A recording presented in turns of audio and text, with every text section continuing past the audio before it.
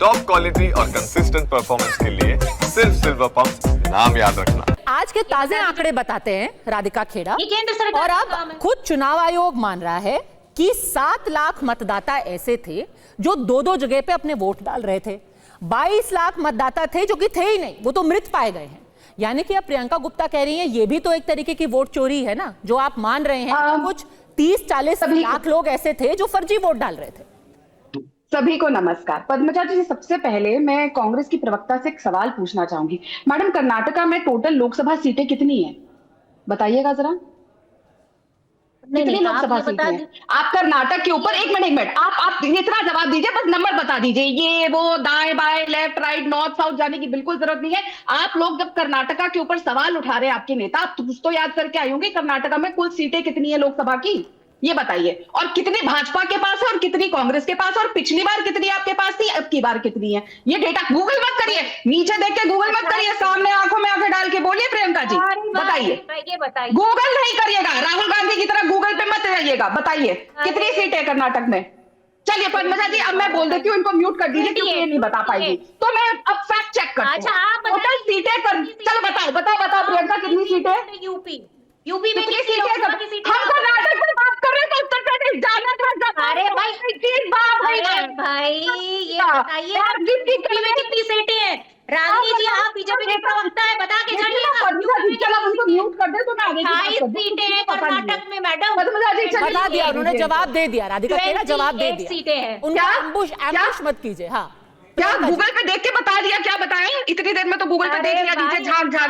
और पद्मजा जी रिवाइंड करके देखिएगा, सारे टाइम नजरें नीचे गूगल पे थी। आप तो गूगल भी नहीं कर पाई। यूपी में चलिए, मेरे को तो यूपी में बात ही नहीं करनी। जब यूपी देखिए पद्मजा जी, चलिए अब मैं बोलती हूँ। मुद्दे पे है ना पद्मजा जी, फर्जीवाड़ा आपने माना है, यही तो वोट चोरी है। अब मैं बोलती हूँ, मैं इनके बीच में नहीं बोली थी। उम्मीद करती हूँ ये वही जैसे इस तरीके से जिस तरीके से ये मीडिया के ऊपर चिल्ला रही थी, उम्मीद करती हूँ जब दूसरा जना बोल रहा होगा तो चुप रहेगी। सुनिए, एक करके प्लीज, एक करके राधिका खेड़ा 1 सेकंड, आपने सवाल पूछा है। प्रियंका जी अपना जवाब दे रही है। 3 मिनट हो चुके, जवाब टाइम दीजिए, टाइम दीजिए। पूछा था उसका जवाब 10 सेकंड अपना जवाब दे दीजिए प्रियंका जी, फिर वापस उनसे सवाल। टाइम बीत गया, अब तो टाइम बीत गया पद्मजा जी। इतनी बार गूगल देख लिया, अब क्या देखना? चीटिंग थोड़ी नहीं, अरे बताइए ना, सीटें से नहीं चलते था। अच्छा 1 सेकंड, वापस चर्चा पे आते हैं। राधिका खेड़ा 1 सेकंड प्लीज, दोनों का फेडर डाउन कीजिए। राधिका खेड़ा वापस मुद्दे पे आते हैं। उनका कहना है कि आपने बिहार में ये खुद ही माना है, चुनाव आयोग ने, कि कुछ लोग थे जो कि फर्जी वोटिंग कर रहे थे, जो मरे हुए थे, जो 2 जगह वोट डाल रहे हैं, जिनका पता ही नहीं चल रहा है। 1 लाख तो गायब हो चुके हैं।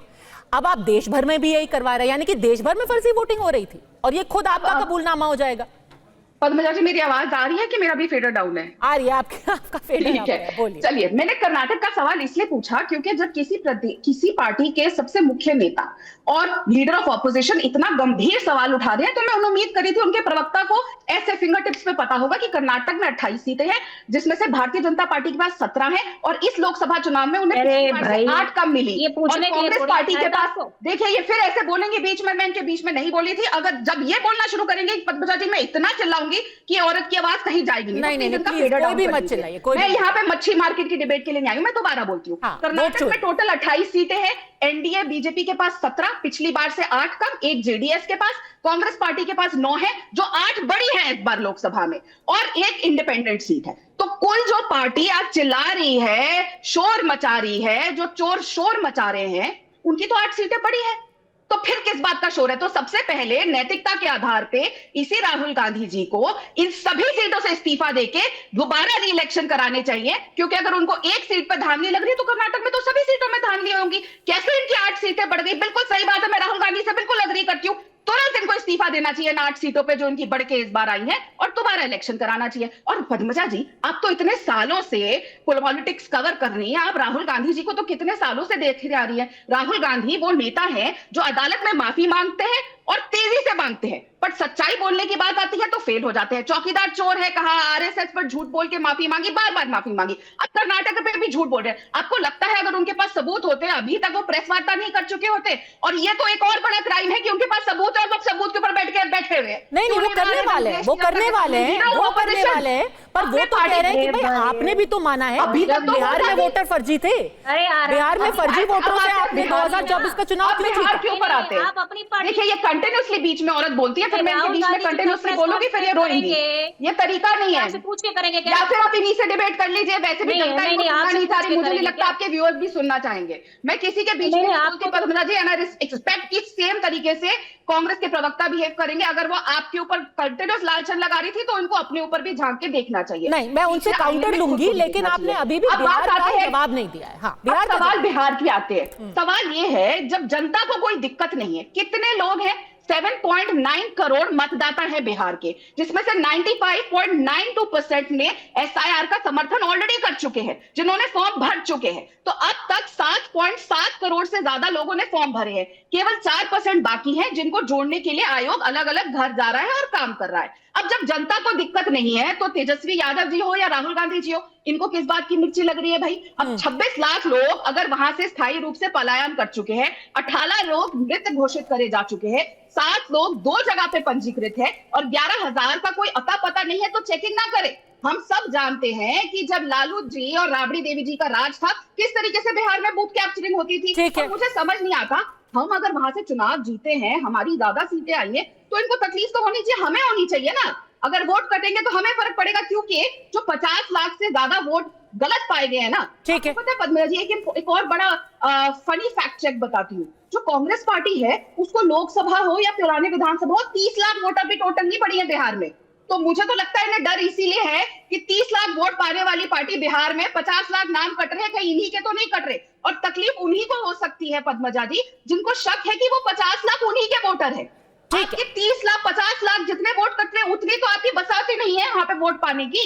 प्रियंका गुप्ता की चलिए 1 करोड़ वोट वहां पे है, हम मान लेते हैं टोटल। प्रियंका गुप्ता अकेले कर रहे हैं। प्रियंका गुप्ता रिस्पॉन्ड कीजिए, रिस्पॉन्ड कीजिए। बात कर रही है। और दूसरी चीज मैं कहना चाह रही हूँ कि सबसे पहले तो इनको ये कहना चाहिए कि इसकी हैसियत है, किसकी नहीं है, ये जनता आप कौन बात होती है तय करने की? मैं क्या कहूंगी, अपने काम से काम रखिए ना। नहीं, देखिए, मत कीजिए प्लीज, थोड़ी तय करेंगे, उनको काउंटर करने दीजिए, उनको काउंटर करने दीजिए। अभी प्रियंका भारती भी वेट कर रही है, राजेश गुप्ता भी वेट कर रहे हैं। चलती है वो मुझे ज्ञान ना दे प्लीज। राधिका जी एक एक करके, अब प्रियंका गुप्ता का वक्त, सिर्फ प्रियंका गुप्ता प्लीज, सिर्फ प्रियंका गुप्ता बोलिए। देखिए, मैं सिर्फ इतना जानना चाहती हूँ कि आप ये बताइए कि अगर लोग जो है, जो शिफ्ट हो गए हैं, जो कह रहे हैं कि 52 लाख लोग वहां पर नहीं मिले अपने पते पर, सीधे ये बताए कि एसआईआर प्रक्रिया में वो लोग कहाँ वोट डालेंगे, ये चुनाव आयोग डिसाइड करेगा क्या? जो लोग मर गए वो क्या कोई महामारी थी कि 18 लाख लोग एक साथ मर गए? तो ये क्या चुनाव आयोग कैसे डिसाइड करेगा? क्या उनका मृत्यु प्रमाण पत्र मौजूद है? तीसरी चीज आप ये बताइए कि जो है पूरी तरीके से जिस चुनाव आयोग ने जिस तरीके से फर्जीवाड़ा ढंग से जो एसआईआर प्रक्रिया है वो करते हुए, तो पूरा देश देख रहा है, सारे पत्रकार जो वहां पर मौजूद हैं उस फर्जी प्रक्रिया को देख रहे हैं। और फर्जी प्रक्रिया कैसे? मुझे समझ में नहीं आया, आप प्रक्रिया को फर्जी कैसे कह रही है? तो पूरा मोडस ऑपरेंडा है, शामिल है, बीएलए शामिल है, इनके बीएलए सब शामिल है। इसको आप 1.5 लाख बीएलए शामिल है, पार्टियों के 1.5 लाख बीएलए शामिल है। 7 करोड़ लोगों ने फॉर्म भरे हैं। इसका मतलब राहुल गांधी को जनता से प्रॉब्लम है, जिन्होंने फॉर्म भरे हैं और जो चुनाव आयोग में विश्वास रखता है। इनको दिक्कत चुनाव आयोग से है कि वो जनता से है, जो इनका झूठ नकार रही है बार बार। 7.7 करोड़ लोगों ने फॉर्म भरे हैं। सवाल 7 करोड़ लोगों पे प्रियंका गुप्ता, प्रियंका गुप्ता और समीर जी, कौन से डॉक्यूमेंट है 7 करोड़ फॉर्म में? डॉक्यूमेंट चेक हो गए कि नहीं हो गए? आप ये बताइए कि जो मरे हुए लोग क्या बोल क्या रही हैं? आपको पता है कि कैसे बनता है वोटर आई कार्ड? चुनाव एक सेकंड देखिए होता ये है आपकी पार्टी तो क्योंकि ये पूरी प्रक्रिया इतनी कॉम्प्लेक्स है और इतनी व्यापक है कि अगर हम उस पर फैक्ट्स पे बात नहीं करेंगे ना, तो लोग भी कंफ्यूज होंगे, देखने वाले भी कंफ्यूज होंगे, और सबसे बुरी बात, जो लोगों का इस वक्त वोटर रिवीजन हो रहा है वो भी कंफ्यूज होंगे।